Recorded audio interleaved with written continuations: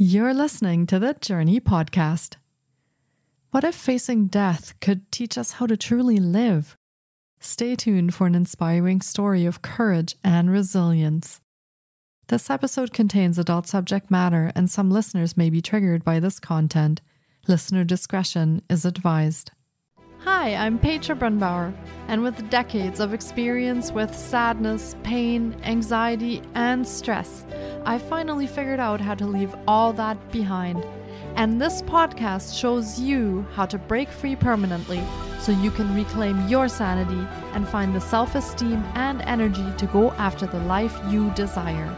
With real talk about mental health, holistic healing, and the tough journey of coming out the other end. This is the Journey Podcast. Welcome to today's episode.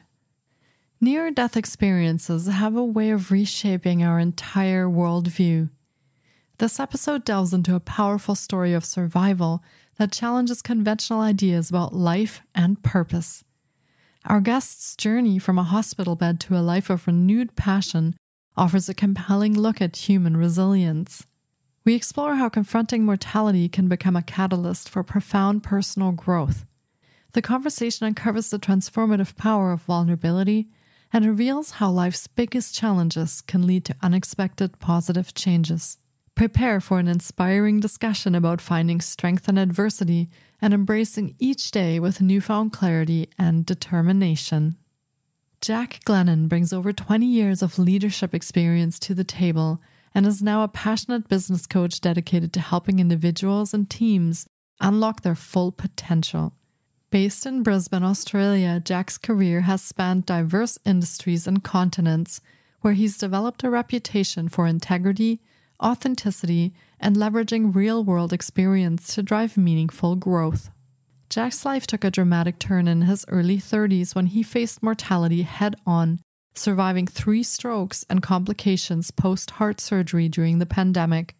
These challenges fueled his resilience and solidified his commitment to running towards adversity, not away from it. Let's meet Jack Glennon.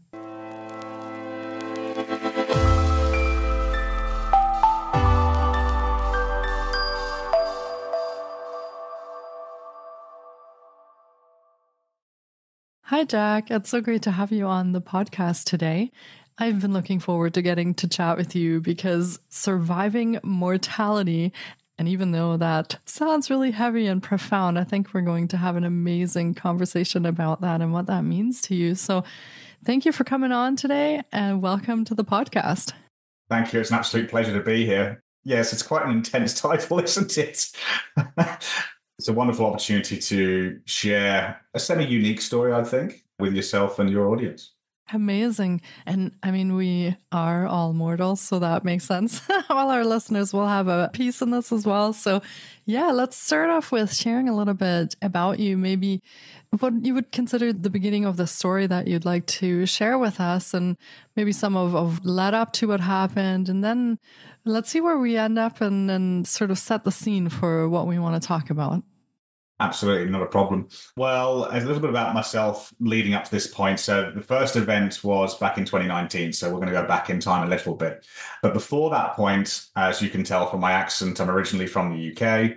I live now in Australia. And over the time, I've traveled many places around the world. I've always been someone who likes a bit of adventure, likes an exploration. I've been lucky enough to climb Kilimanjaro, for example, which was one of the best things I've ever done in my life and one of the toughest physically and mentally, as well as for a time being, for quite a few years, being a scuba diving instructor, setting a bit of a scene of someone who's quite active and likes to live life to the full, because it's quite relevant to what happened in 2019. And at this point, I was in my early 30s. I think to a certain degree, especially with men, by the time you're still in your early 30s, you do still think you're made of magic and rubber. Which we're not, unfortunately, but we're not made of glass either, which is great. So to set the scene, I was living in far north Queensland, sunny Cairns, for those who are familiar with it, right next to the Barrier Reef, and I was working for a global fast-moving consumer goods company.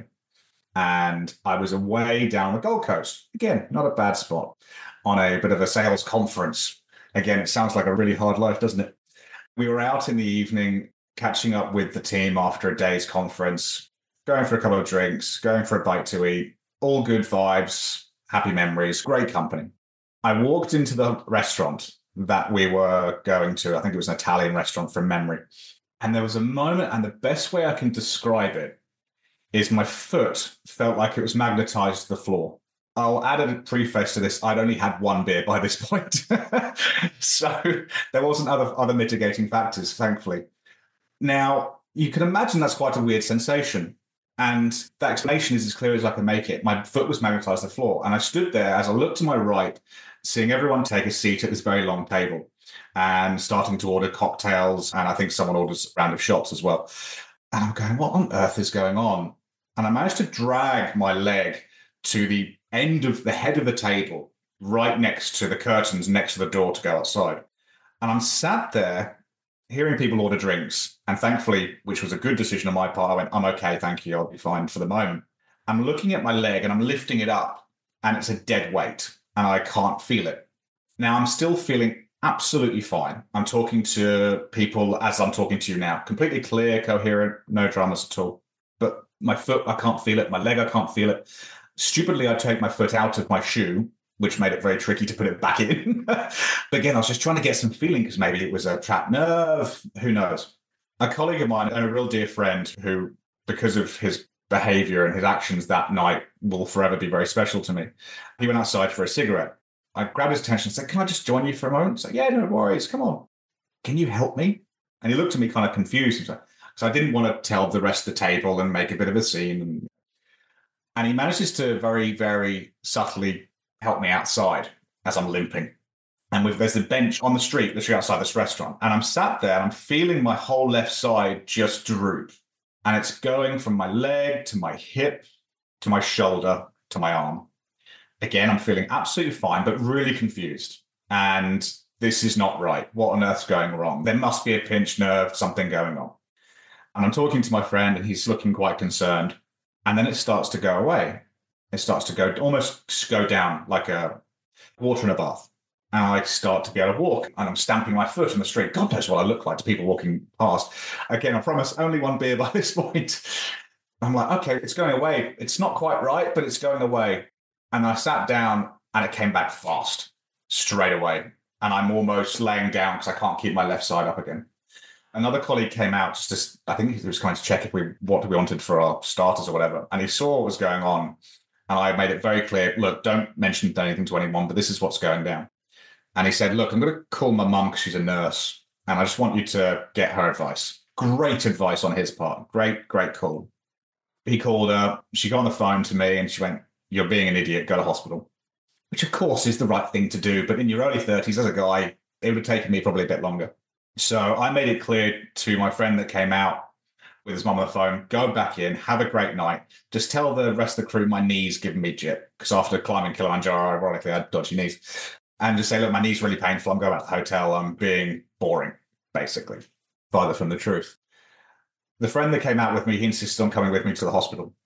And if anyone listening is familiar with A&E or triage at hospitals, when you get there normally, you go to the counter, you give your details, tell them what's wrong, and they go, no worries at all. Sit over there, sir. We'll be with you when you can, probably in a few hours. That's what we normally experience. This was the first indication that I had that something was really not good, because we went to the counter. Again, I'm leaning on kind of one side of my body, being held up by my friend, and I tell them what's going on, and immediately the door next to them opens up. You're coming through now. Not a good sign. I get rushed in on a wheelchair, lifted onto a bed, shirt ripped open, all the pads, all the, whatever you call them, nodules and all the measuring devices gone, and I'm surrounded by doctors and nurses. And I can't remember the timeline exactly, but it must have been within 5 minutes of me laying down. And I heard one person say the word stroke, and it sent a fear down my body that was like a chill and a panic and a confusion going, hang on, what? This can't be real. I can't be having a stroke. I'm fine. I'm invincible. All these different thoughts that you have, and just almost going into shock. And thankfully my friend was there and he was sort of, again, I kept on catching his eye. And he had that reassuring look of, you're going to be okay. I think it's really important when it comes to this subject to be absolutely authentic and vulnerable and honest. But I've started to cry. No chance. I was terrified. I was confused. It was just so foreign to me, this concept of how could I possibly be having a stroke. Fast forward a little bit throughout the night. So I was sent off to more tests. I think I had an MRI, multiple different tests. They moved me to a different hospital where I have to commend, I had a male nurse with me in the ambulance, and he was absolutely phenomenal. By this time, it had moved up to my tongue and I had a numb tongue. So I was talking a lot like this. And he was brilliant because he was grounded. He swore like a trooper, but he was just level-headed. And he was like, "No, you'll have to be fine, mate. Don't worry about it." He was an absolute gem because it was the grounding and bit of normality that I needed at that point when I had no idea where I was going to. I was based in the Gold Coast. I lived in Cairns. That's about 2.5-hour flight. I was supposed to be flying home the next day. I'm quite stubborn, and that's not something that's ever left me. So after getting put on the ward on the Gold Coast and telling my friends who stayed with me till about 2 a.m, and I love him to bits. He's someone who, as far as I'm concerned, is family. So I'm on the ward, and throughout the night, I have to do tests with multiple different people. I think one was a physio, but basically testing strength because the nerves were starting to come back. I was starting to get feeling back. I could talk normally. I could pinch. And I remember a wonderful woman. I can't remember clearly because I was quite out of it. I think she was a physio, but I made bets with her throughout the night because I was determined I was getting out the next day. I was going home. The hell or high water, I was getting on that plane somehow. So I made bets with her. So she would come in the room on the hour and go, "Okay, we're going to test your strength of your left foot. If you can push down and if you can pull up on your foot as I hold it." And I would go, "Okay, if I can do it, do I get an hour?" She went, "Okay, you get an hour." And so it would give me that motivation. That's a good thing, stubbornness-wise. This is naturally, the whole process, hugely exhausting mentally, emotionally, and physically as well. And I end up passing out at some point. I can't remember when. And I remember waking up, and again, this individual I'll always think of and be grateful for. Another colleague of mine that I worked with at the time had talked his way in before visiting hours somehow. So I woke up and he was there sat, and if I could get out, he was going to take me to the airport. I'll always thank him for that massively because that enabled me to get home. And I'd done enough to go home. Now, it's important to note at this point, the doctors and nurses were all extremely confused because at this point, physically, I was okay. I was exhausted. I was psychologically a bit knocked about. There were no signs of a stroke. All the symptoms and signs had been there, but nothing there was afterwards. Nothing was showing up on the scanners. It was all very, very odd. They teamed me up with a neurologist in Cairns and said, "Look, you need to go for these tests. A Holter monitor was one, your blood pressure, and all these different things, because we can't work it out. But you can go home," which was music to my ears. And that was just purely what I was focused on. With that, I also wasn't allowed to drive, I think, for a week or 2 weeks. So I got home and then I'm stuck at home. And I have to go to neurologists. I have to go to tests and multiple tests to find out what's going on. And I remember the weather, as these things happen, decided to be absolutely miserable. Yes, it rains in Australia. And it rained pretty much constantly for these couple of weeks. So not only was I marooned at home, really shaken by what had happened, and if, in all honesty, probably not really processing it, wanting to get back to normal as quickly as possible. And I was stuck equally inside because I couldn't drive and it was raining. I would have been pretty horrible to be around, in all honesty. So this was late March of 2019. And I quickly go through lots of tests. And I'm meeting with doctors. Everything's coming up fine. And in April, I sit down with the neurologist, and he says, "Look, I can't find anything. You're fine. You're okay." And I'll never forget this. "Just put this down to your body having a hiccup," which in hindsight, I probably shouldn't have accepted. Being young, early 30s, I wanted to believe that. So I took that. And what do you do? He's professional, of course. Okay, great. You've given me the answer I actually want to hear. I want to be fine. I want to get on with my life. No worries. And I took this to the extreme. I booked something with 3 other friends of mine for May. So we're talking a month, 6 weeks after I had this, what turned out to be a first stroke. And I committed to doing it, and it was Tough Mudder. I don't know if you're familiar with Tough Mudder. Tough Mudder is an obstacle course, funny enough, in lots of mud. that is 15 kilometers long. And I committed to doing it with 3 other friends. And I was like, well, I'm going to do it. I'm fine. Doctors told me I'm fine. I just had a hiccup. No worries. So effectively 6 weeks after having a stroke, I was doing a 15K obstacle course with 20 obstacles or whatever. I can't remember how many there were, but a lot. That was so stupid on my part, but it was my way of handling it at the same time. It was denial. It was burying it. It was, I'm going to make sure I'm absolutely fine and there's nothing anyone's going to do to stop me. We're young, right? Life carries on. And I had a big trip booked with a friend of mine from the UK for the following January. We're now heading towards 2020. And this trip was epic. It was a 2.5-week drive in a tuk-tuk through the length of India, from northwest Rajasthan all the way to southwest of India, a place called Cochin. And he's a really close friend of mine. And he and I had very good conversations where he raised his concerns over, you sure you're going to be okay? Is this really a smart idea? Ignoring that I just done Tough Mudder, which wasn't smart.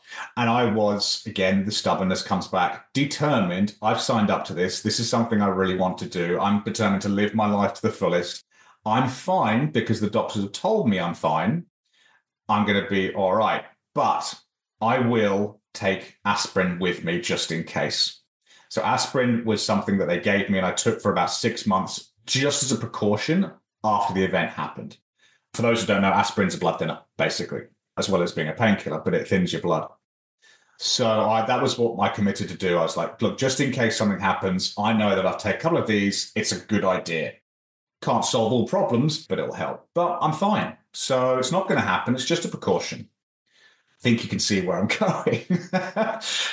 Midway through this trip, so we're January 2020, we're in the middle of nowhere. I can't quite recall where. And we're buying petrol and oil and little hole in the wall. I remember turning and suddenly, as almost in slow motion, slowly going down to the floor on my left-hand side and losing every single bit of feeling on my left-hand side. And there's a taste, and I can still remember it to this day, there's almost a metallic taste that you get. And I remember tasting it.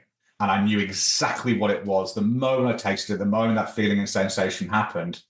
And I swore more than I probably ever sworn in my entire life going down, because this time, rather than fear, I was furious. I was so angry. It wasn't directed at my friend who looked very pale, bless him. I don't know if I was angry at myself. I definitely was angry at the situation. I was frustrated that my body wasn't right. It wasn't fixed. This thing hadn't gone away and it wasn't a hiccup. I was frustrated with the fact that I was in the middle of this wonderful adventure and it was somehow going to affect it. How dare it? All these things. But equally, I had to pull myself back after my temper tantrum, effectively, in the middle of nowhere, on the floor, in the dirt, to go, okay, I know what to do. So I said to my friend, I said, look, get me up, get me in a a taxi tuk-tuk back to the homestead where we're staying tonight, and take aspirin. And I'm going to try and raise my heart and to try and sort of just do breathing exercise and get the heart flowing and try and push this through whatever's going on. But I want you, which probably wasn't smart in my case, but it was something that I felt I needed to do for him. But I need you to go away when we get there. Don't stay with me. I actually need, because you're freaking out, which is fair and understandable. And you're doing an absolutely amazing job being supportive. And I love you to bits for it. But I need you to actually just go and walk it off for yourself. I'm going to be okay. I promise you I'm going to be fine. I know what I'm doing. I might not have been okay, but it was a judgment call I felt I needed to make. So we get back to the homestead and we go through that process. I lay down, take the pills, doing breathing exercises. And again, much quicker than in Gold Coast, the feeling all starts to come back. But I'm in the middle of India. What am I going to do? Going to go to a hospital that I probably don't trust that's going to do the right thing, maybe? I have no idea where a hospital is. I'm 3/4 away through this journey, halfway through this journey. I'm stubborn enough to go, I'm going to continue this damn thing and finish it. But sensible enough to go, this is something that I need to deal with, but not yet. Sensible, maybe half. So that's exactly what I did. The next day, as a thank you to him and to I budgeted for quite a nice plush hotel for the next night, and we jumped in the pools and de-cleansed and had lovely food and had a beautiful sunset, which will again stay in my memory because it was a moment of I'm still here. I've beat this, whatever this is, I've beaten this, and I'm going to continue. I'm going to deal with it and find out, but I'm not going to let it derail my life, whatever it is. So we get through the journey. Amazing. We recommend anyone to do. It's called the Rickshaw Run. Crazy, sensational, so many memories, wonderful country. So I get back home and I don't tell anyone about it. I don't tell my wife. I don't tell my mum back in the UK initially.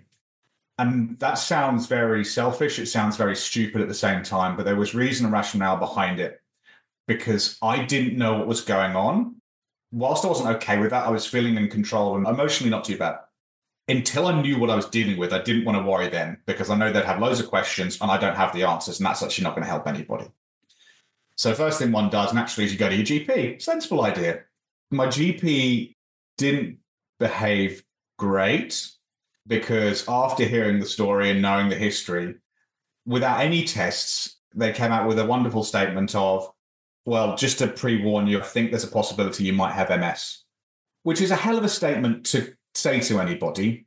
And if I was in a worse psychological state, it might have done some damage. Thankfully, I wasn't. I was actually quite in control with what was going on and I had a plan.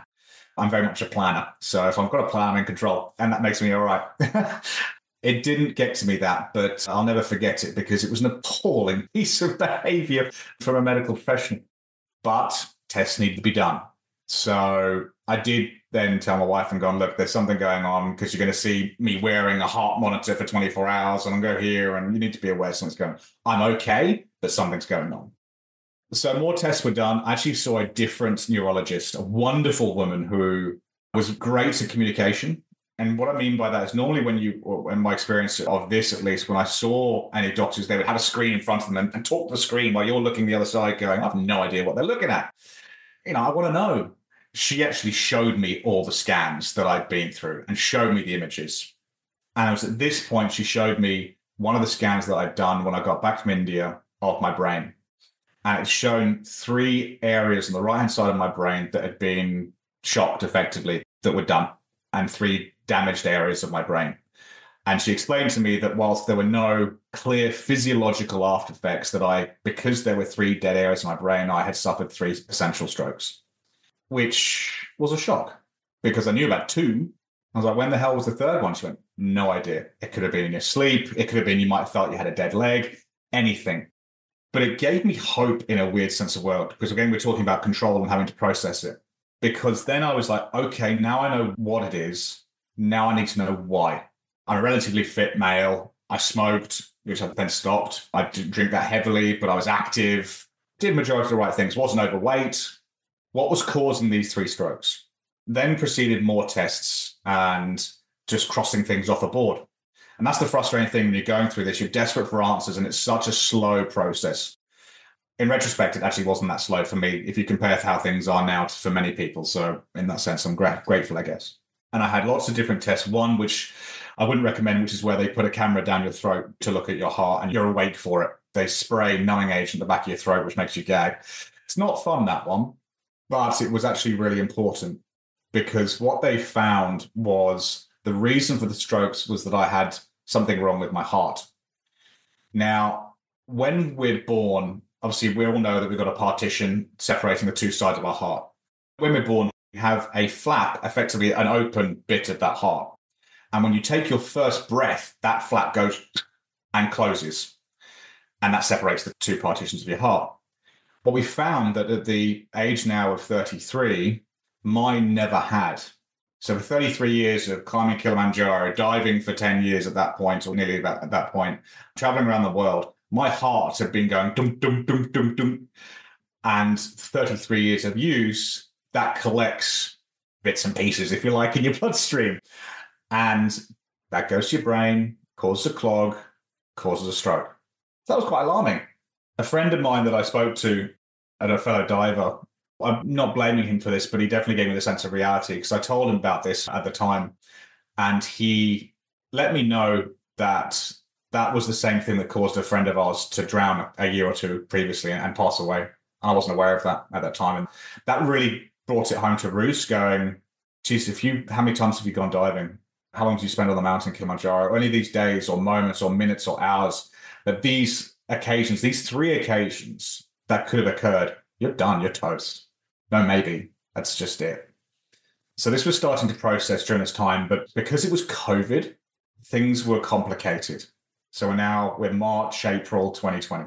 So we needed to get me in for a procedure because, again, this could happen anytime. I had 3 very lucky incidents, effectively, where I was okay. My taste buds changed a bit, which sometimes good, sometimes not so good. You miss certain things. But other than that, physically, I'm okay. So there was an element of we need to get this done. So I go in for surgery on a Thursday, I believe, and this was in April of 2020. And no one can come in with me because that time no one could come into hospitals because of COVID. It's all lockdown, difficulties and tests and hazmat suits and all sorts. In all sense of purposes, the operation was a success. So I go home, I think, on the Saturday and obviously rest up, take it easy, no worries. The Tuesday evening, my wife is out ironically giving plasma. And I remember I'm sitting on I had a lounger outside in the garden, and my heart suddenly starts to pound really fast and a weird rhythm out of the blue, literally instant. And when your heart starts to pump, you start to pant and breathe heavily. And it's almost like a domino effect. I'm standing up, I'm starting to go, this isn't right. I'm starting to breathe heavier, harder, faster, and then I throw up. I run to the bathroom and throw up. When I come back, I sit at the dining table, and again, panting, I realize something's really not right. And this is next level concern.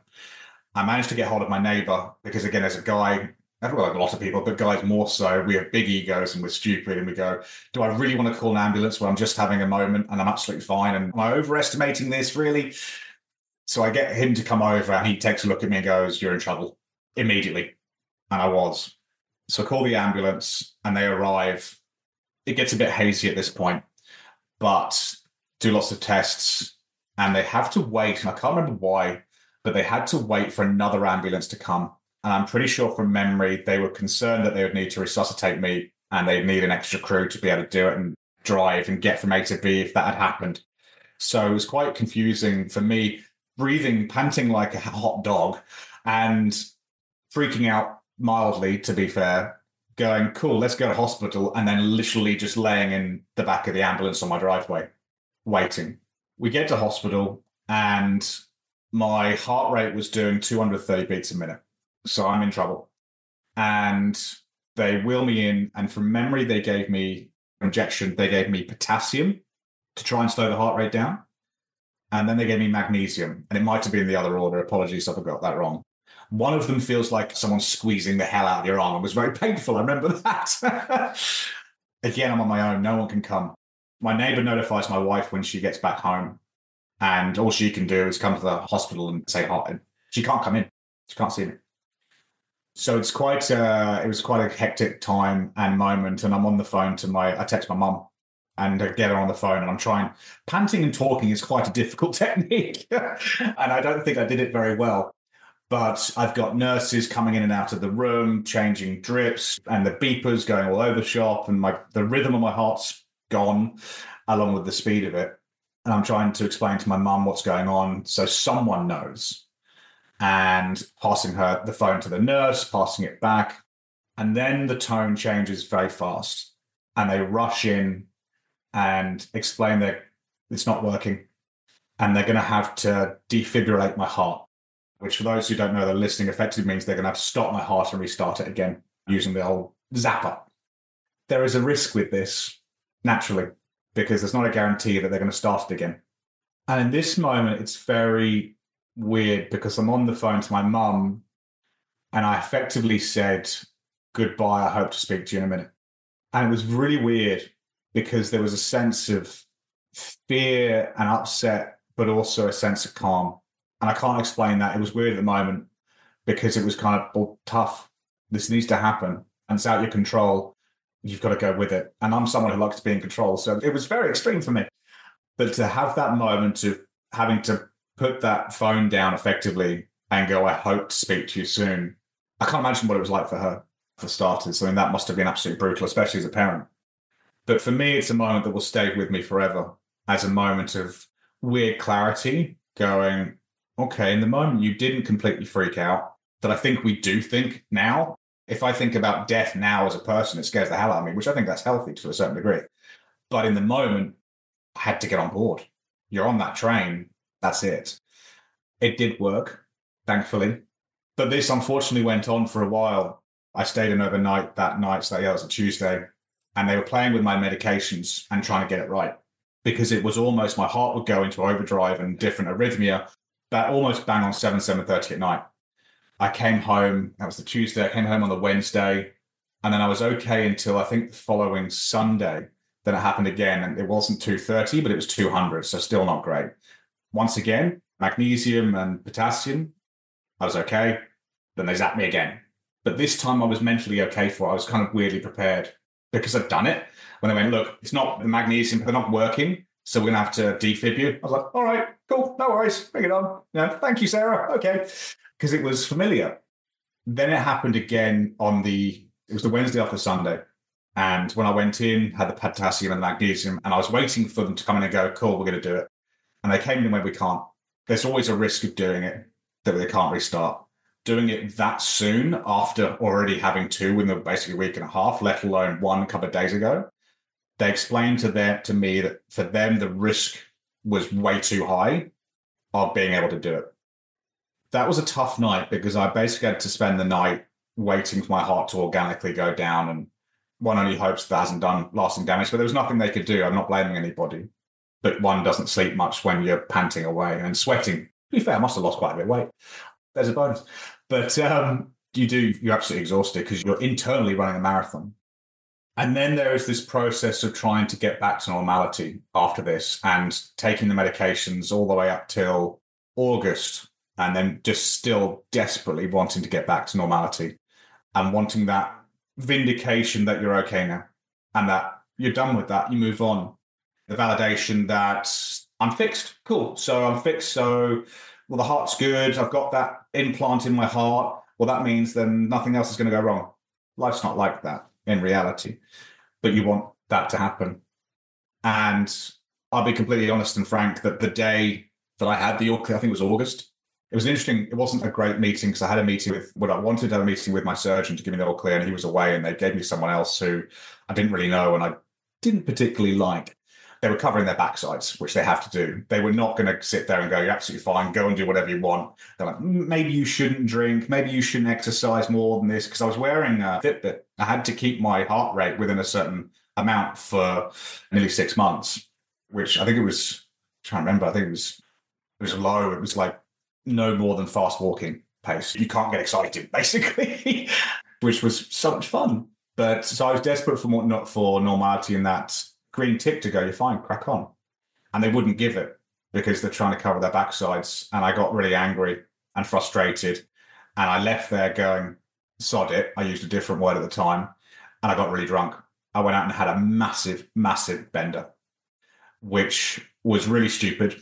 But it was my slight way of putting two fingers up to the situation.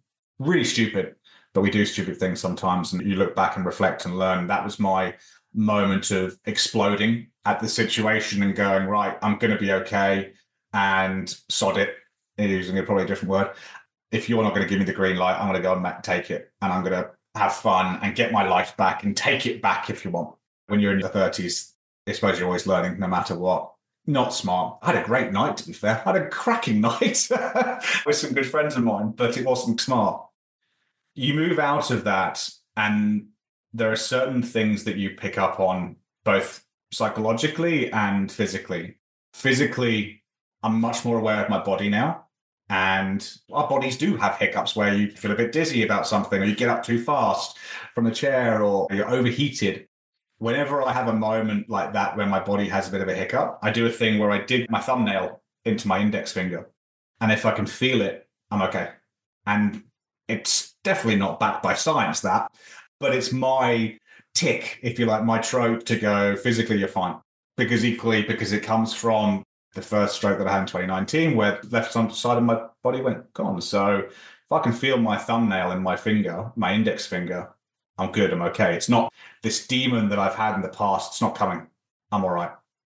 And then the psychological side is something that takes a long time to deal with and to manage. And I think you continue to manage it in different scenarios.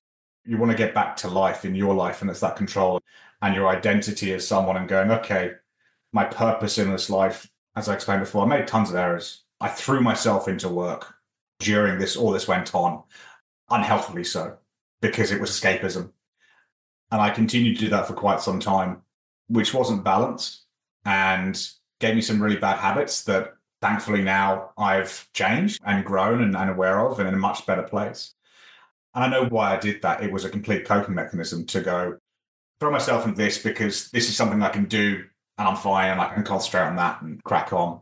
And all whilst COVID was going on at the time, which was, I think it was my second, no, I think it was the first night I went in, and it was after I came to after being zapped, if you like, after having the defib, and I was breathing, I was okay. I was in this room waiting to go to the ward, and they brought someone in with COVID. It's an image that, I don't know, reminded me of the X-Files or something, because you had people all in hazmats, these yellow hazmats, bringing someone in with potential COVID. I'm laying there going, you put them next door to me? Is that safe? Is that a good idea? I'm not sure, but okay, fine.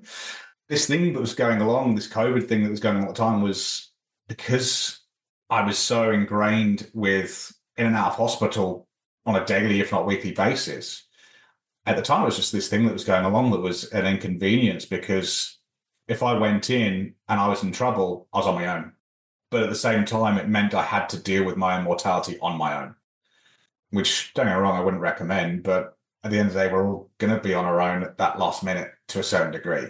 And you have to face it. And it's tough. But you learn so many things from it about yourself and how you cope and how you find yourself in that moment. Yeah. Well, thank you for sharing that story with us. And I'm going to take a moment to unpack all of that, because there's a lot in what you told us, that those moments where you really have to face the fact that you potentially are minutes away from leaving this planet in a physical form. So those things affect you. They will affect you mentally. I mean, you were dealing with the physical effects of that as well, but the mental, emotional effects, like you said, the coping that comes after that to try and establish some sort of normalcy after you face something like that. And it doesn't sound like there was a lot of support available for you to deal with this in a healthy way. Were you given any kind of help by the doctors or healthcare providers in how someone starts to integrate an experience like that into their life? Because that's a pretty major thing. Was there anything available to you? You went on a big bender. That was part of coping with that. It feels like there was a bit of a lack of direction, a lack of support, of professional support, as to this massive thing happened to you, not just once, but 3 times, and then the physical part with your heart. How are we supposed to cope with that after? Did you get any help with that? From the medical profession, short answer, no. The people close to me did as much as they could to support. But again, I think my wife was amazing when I came back from India and had the heart thing, had the heart scenarios and in and out of hospital. I mean, I remember it was her idea to get a Fitbit, for example, because we didn't know, like, do I go to hospital? Do I not? Because she was laying on my chest, counting my heart, going, okay, this is time we go.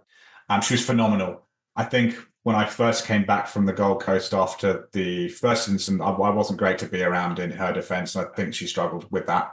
And that's not on her. I completely understand. It was another worldly thing and it was very confusing. My direct leader did absolutely everything he could, and he was brilliant when it first went down in 2019. And again, the colleagues that were with me that night, the next morning, were amazing. And my leader tried to give a sense of normality and didn't rush me back at all. I don't think that, again, because I worked remotely, because I was all the way up in Cairns at this point, and the rest of the team were basically down in Brisbane. So I was effectively working remotely. So you don't see someone every day. And when I came back from the Gold Coast, when I got back into work, I know now I wasn't quite right. I remember an email my leader sent out, and I got really emotional and really angry about it, and called one of my colleagues and just blasted him. And it was so over the top. The company that I worked for, thankfully at the time, did put on a wellness, did offer a line you could call if you were struggling, called it Assist, I think it was called off the top of my head. And you could call if you were struggling. And I did. And that call really helped because I wasn't behaving quite right. And I saw that, I recognized that. And it was just lashing out at the time.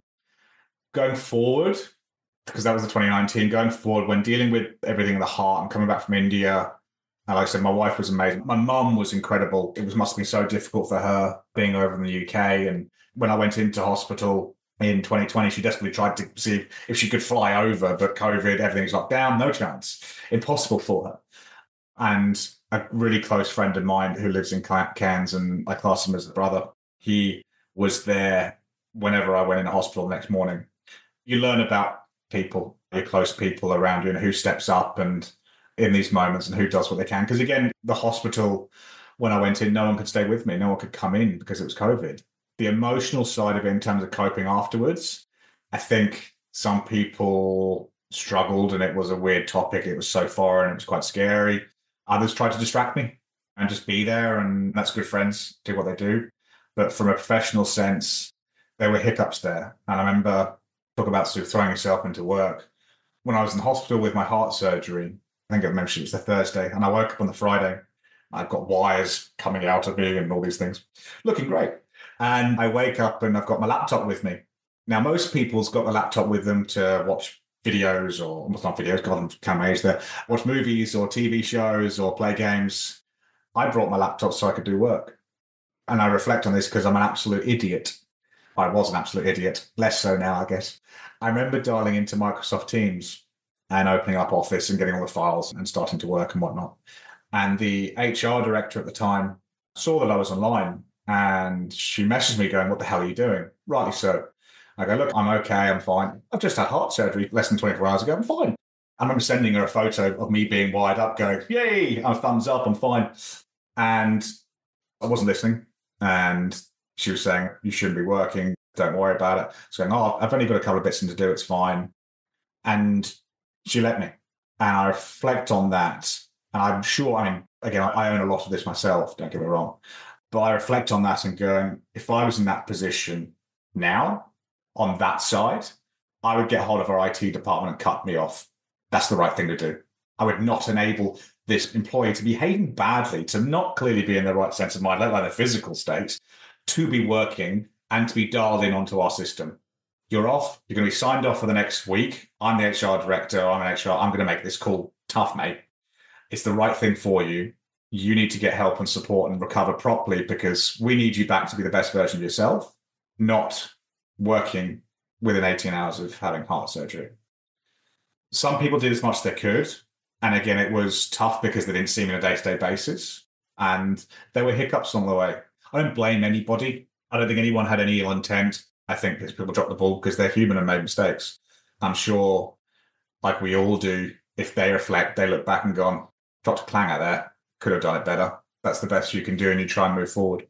Yeah, absolutely. Well, it sounds like you were using some of the familiar things that you had, like work and your friends, as a way of bringing back that normalcy. So it actually doesn't surprise me that you were on your laptop a little while after having surgery, because we crave these structures that make sense to us when nothing else is making sense at the moment. So it kind of seems like you wanted to just get back to the things that you knew, the things that felt familiar, where you knew what was happening and you had that control. So it's not surprising. And I almost feel like some of us would probably do the same thing because we want that piece of life to go on and say, like, no, everything is as I knew it before.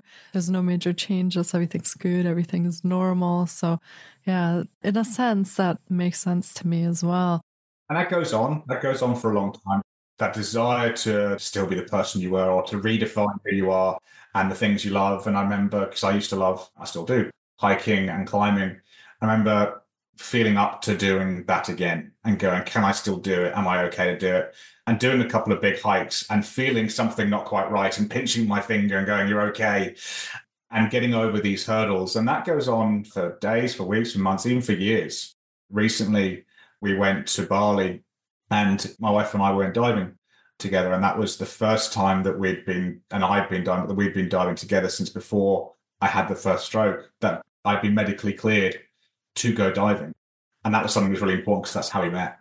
So even we're now sort of 2024, 5 years later, there's still moments getting over hurdles going, I can still do the things that I'm desperate to do and live the life that I'm desperate to live. It never stops. Yeah. Do you live with a sense of fear and anticipating that, or have you been able to heal through that piece? Not at all. There's no fear. There's an awareness. I'm far more aware of my body and its kinks and its weirdness, and especially as one gets older and grayer. And you go, oh, that's not quite as it used to be, unfortunately. But you find more ways to work it out and less denial. There's not denial about it.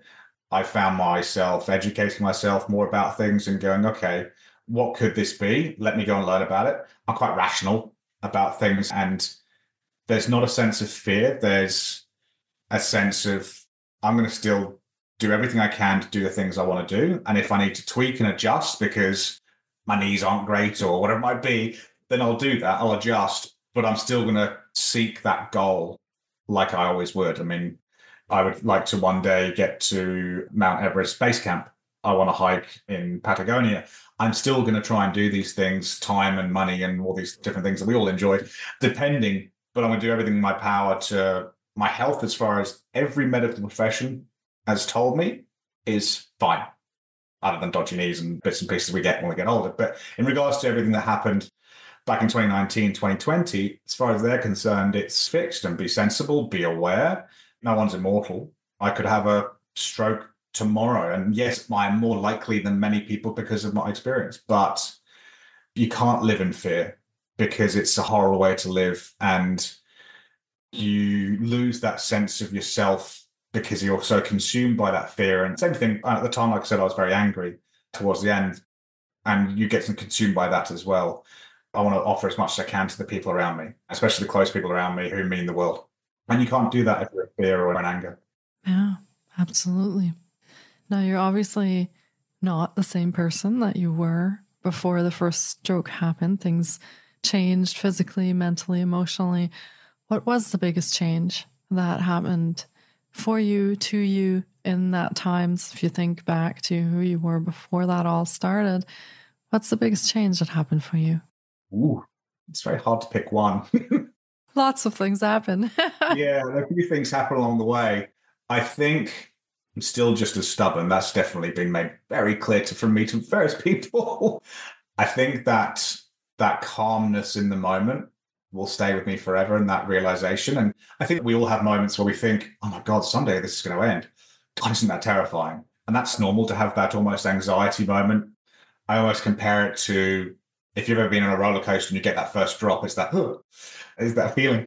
So I get that when I reflect and go, wow, someday this is I'm just going to be gone and I'm not going to wake up. That's a sad moment. But I now go, I'm going to be okay. It's going to be okay in the moment. Whereas before, I definitely wouldn't have had that. And it's also given me a resilience with my own, I'm not going to say frailties because I'm not that old yet. I'm still in my 30s, late 30s, or maybe, but my own faults physically, let alone psychologically, that my body will break down in some ways. And yes, it's going to be annoying and frustrating. Not that I accept it and say, well, that's okay. I'm just glad it happened. I'm going to deal with it, but I can cope with that idea. Whereas before, the idea of anything being wrong with my body, even though like I said, not great knees even at that point, but I was still determined to sort my knees out and they're going to be better than ever and still as good when I was in my early 20s. It's not realistic. Things as you get older, or even when you're young, people get in accidents and car crashes and lose a leg. And you can get an accident, you're 15 years old and lose a leg, and you've got to cope with that. So it's not necessarily linked with age, but it is that sense of your body's not perfect. And whilst I certainly never thought my body was perfect, but internally, you know what I mean?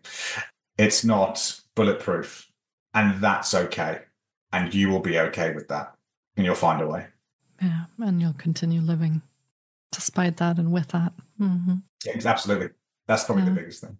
Yeah, a really deep sense of kind of acceptance that you can still do the things you want to do and work with that at the same time. So yeah, that's, I think, an important point to come to. And if we don't manage to come to that point, is I think where a lot of problems can arise as well.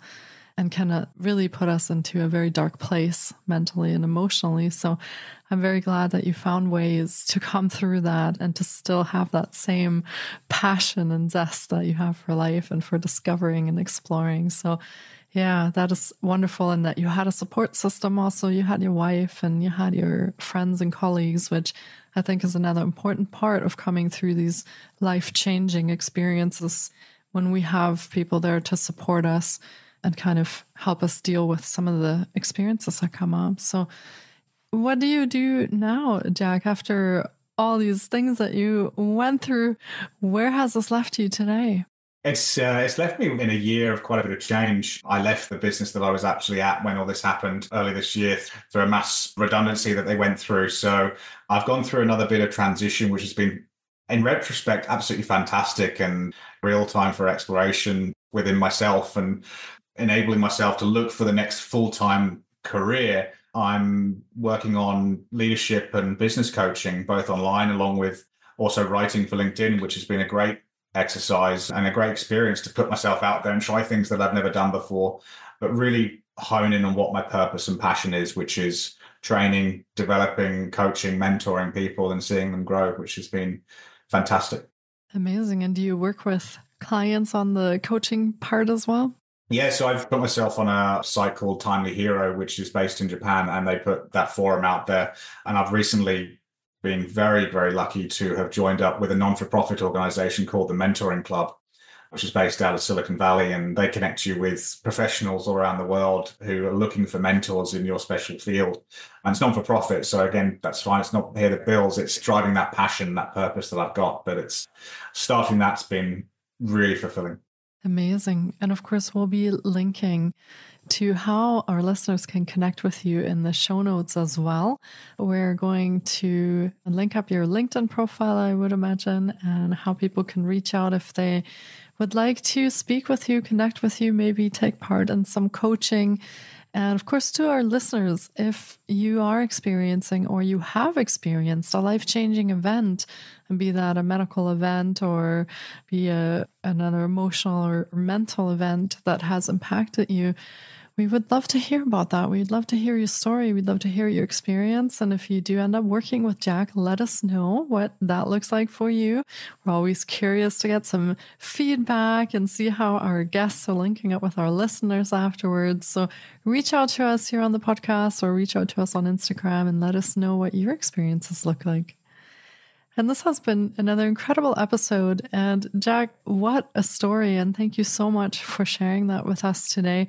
I'm really grateful that you came on the show and you were so vulnerable and open and brave and courageous to tell this story to all of our listeners who may, like you, be struggling with something and think of, well, I don't really want to tell people about that, or I don't know how to tell people about that.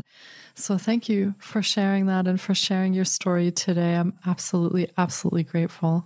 It's been my absolute pleasure. If I can leave yourself and your listeners with some two bits of advice that I definitely take to heart and learned from along the way. One was actually one that I recently saw that definitely resonated with, which was from Gordon Ramsay, for those who might recognize it. And he said a brilliant one, which was never fear the storm, get comfortable dancing in the rain.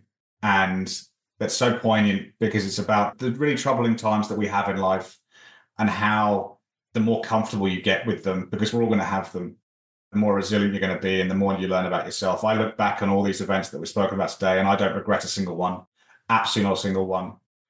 And the other one, which I've tried to recall and remember at my lowest moments, because it's fantastic advice that was told to me about 20 years ago and something that I do pass on with a lot of heart, which is in the lowest of your moments, the people around you that step up, the people around you who step forward, those are the ones that truly matter.